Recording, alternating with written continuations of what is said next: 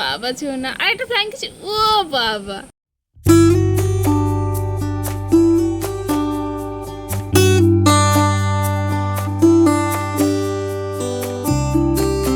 শুভ সকাল বন্ধুরা, আমার নতুন একটি ব্লগে আপনাদের অনেক অনেক ওয়েলকাম। আজ রবিবার, সকাল এখন 6টা মতো বাজে।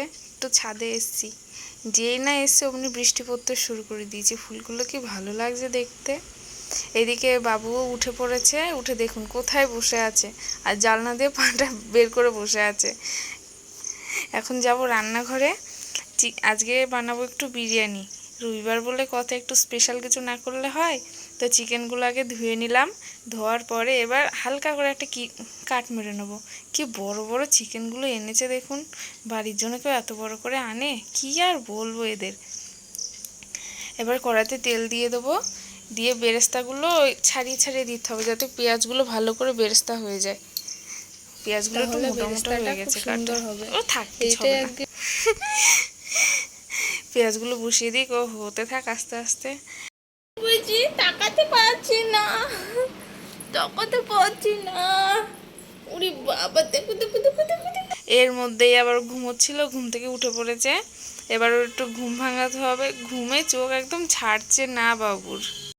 এমনি ঘুমোতে চায় না, একবার ঘুমোলে ওকে তোলার জন্য যুদ্ধ করতে হয়। আমার ওকে কিছু নাড়াটাড়া দিয়েছিল বাবা, ওতেই ওর জন্য উঠে পড়েছে। নাহলে এই টাইমে উঠে পড়ে না ঘুম থেকে, অনেকক্ষণ ঘুমায়।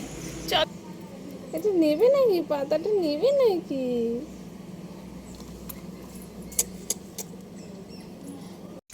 চলে এসেছি রান্নাঘরে। আবার রান্নাটা তো আগে করতে হবে তাড়াতাড়ি করে। 1 মুঠো মতো রসুন দিয়ে দিলাম, গোটা 1 কেজি মতো মাংস আছে। 1 মুঠো আদা, সামান্য ক্যাপসিকাম, বাটিটা ছোট আর দিলে হবে না, ছিটকে আসতে পারে। ওইটা পেস্ট করে নিই। আর এদিকে চালটা ভিজিয়ে দিই। আমি ইন্ডিয়া গেটের চালটা নিয়েছি। চালটা এবার নিয়ে নেব, এই 1.5 কাপ মতো নিলে হয়ে যাবে আমাদের, অল্প লোক তো। এইটাকে এবার চালটাকে আধ ঘন্টা ভিজিয়ে রাখতে হবে। যাক, চালটাকে ভিজিয়ে দিলাম। এইটাই নয়, আমি প্রত্যেকবার এটাই ভুলে যাই করতে। এটাকে এবার সাইডে সরিয়ে রেখে দিই। এবার চিকেনটা, যেই মশলাটা পেস্ট করেছিলাম ওটাকে দিয়ে দেবো চিকেনটার ভেতরে। দিয়ে এই 2টো বড় সাইজের গোটা টমেটো দিয়ে দেবো, এটাকেও পেস্ট করে নেব। কাঁচা লঙ্কা দিয়েছিলাম আমি, ওটা দেখিয়েছি নাকি মনে পড়ছে না। হলুদ গুঁড়ো দিয়ে দিলাম। এবার একটুখানি নুন দিয়েছি, তেল দিয়েছি, সামান্য একটু জিরে গুঁড়ো, এবার স্বাদ মতো একটু বিরিয়ানি মশলা, এভারেস্টের বিরিয়ানির মশলাটা দিয়েছি আমি। দিয়ে এবার ও টক দই ভুলেই যাচ্ছি, টক দই দিতে হবে। এই 1/2 কাপ মতো টক দই দিলেই হবে। এবার ভালো করে মাখতে হবে, এটাকে একদম কষলে কষলে আচ্ছা করে মাখতে হবে, যাতে মশলাপাতিগুলো সবের ভিতরে একদম ঢুকে যায়। এবার ওইটা থাক আলাদা। আলুগুলোকে কাট মেরে রেখেছি, আর পেঁয়াজগুলো ওদিকে বেরেস্তা হয়ে গেছে সুন্দর। এবার যা তেল আছে তেলের মধ্যে আলুগুলো ছেড়ে দেবো, বেরেস্তার তেলটাতেই দিচ্ছি। আলুগুলো এবার নাড়তে চাড়তে ভাজতে থাকবো, ভাজা হতে থাকো। ও আস্তে আস্তে হোক, ততক্ষণ আমি বরঞ্চ দেখে আসি ছেলেটা কি করছে।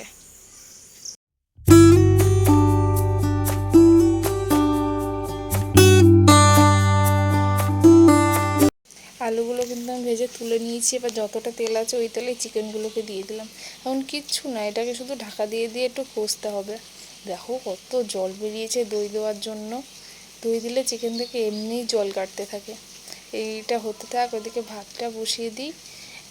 জলের মধ্যে গোলাপ ফুলের পাপড়ি দিয়ে দিলাম, একটু দারচিনি দিয়ে দিলাম, সাজিরে, ছোটো এলাচ, একটা বড় এলাচ, এলাচগুলোকে ফাটিয়ে দিয়েছি, 5-6টা মতো লবঙ্গ, একটা ওই জয়িত্রী, আবার একটু সাজিরে, দারচিনি। সাজিরেটা মনে হচ্ছে কম কম হয়ে গেছিলো, তাই আবার দিয়ে দিলাম। এটাকে কি বলে আমি ঠিক জানি না, স্টার বলি আমি, যাই হোক বলে। এবার 1 মুঠো মতো নুন দিয়ে দিলাম। নুনটা তোমরা এমনভাবে দেবে যাতে হচ্ছে জলটা একটু নোনতা নোনতা খেতে হয়, তাহলে একদম ঠিকঠাক হবে। একটু সাদা তেল দিয়ে এটাকে ঢাকা চাপা দিয়ে রেখে দেবো। জলটা এবার দেখি ফুটেছে নাকি, হ্যাঁ জলটা ফুটে গেছে। এবার এর মধ্যে যে চালটা নিয়েছিলাম, ভিজিয়ে রেখেছিলাম, ওই চালটা ধুয়ে দিয়ে দেবো আস্তে আস্তে। এটাকে কিন্তু এবার আস্তে আস্তে নাড়তে থাকতে হবে মাঝে মাঝে।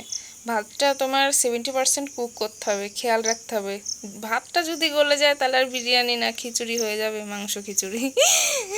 এই ভাতটা হয়ে গেছে, তাড়াতাড়ি করে ঢেলে নিয়েছি ভাতটাকে। এবার কেশর ভেজানো জলের মধ্যে বাড়ির রান্না তো অল্প অল্প সব একটুখানি হচ্ছে গোলাপ জল, একটুখানি কেওড়া জল আর সামান্য একটু মিঠা আতর। এই গন্ধগুলো বেশি দিলে পরে খুব গ্যাস অম্বল হয় আমাদের, আবার তো অল্পই দিলাম। এবার লেয়ারিং করে নেব।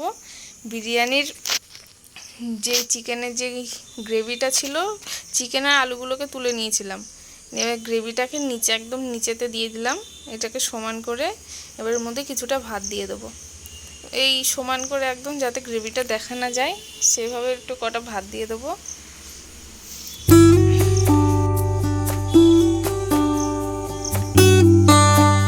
একটুখানি নুন, একটুখানি বিরিয়ানি মশলা উপর থেকে ছড়িয়ে দিলাম।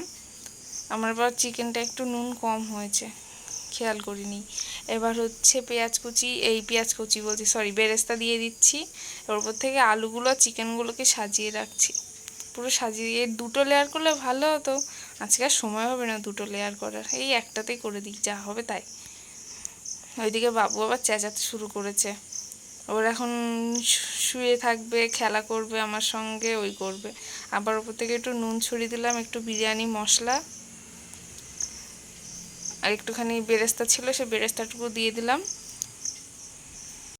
এবার কেশর দেওয়া যে দুধটা ছিল, দুধটা আবার দিয়ে দেবো চারিপাশে ছড়িয়ে ছড়িয়ে, এক জায়গায় ঢেলে দিলে হবে না, এখানে একটু ওখানে একটু করে করে চারিপাশ দিয়ে দেবো। দিয়ে ব্যাস কাজ শেষ। এবার আটা দিয়ে দিতে হবে। আটা যদি কম পড়ে অসুবিধা নেই, এখান থেকে ওখান থেকে চিমটে চিমটে নিয়ে দিয়ে দেবে, কোনো অসুবিধা নেই, যা করবে তাতেই চলে যাবে। এইবার একটুখানি ঘি দিয়ে দিলাম। ঘিটা আবার পরে দেবো নামানোর পরে, এখন দিলে গন্ধটা চলে যায় আমার মনে হয়, আমি শিওর না, তোমাদের কি মনে হয় আমি জানি না, কিন্তু আমার মনে হয় গন্ধটা চলে যায়। এবার চাপা দিয়ে দেবো, আচ্ছা করে গায়ের জোরে চেপে চেপে চেপে চেপে চাপা দেবো।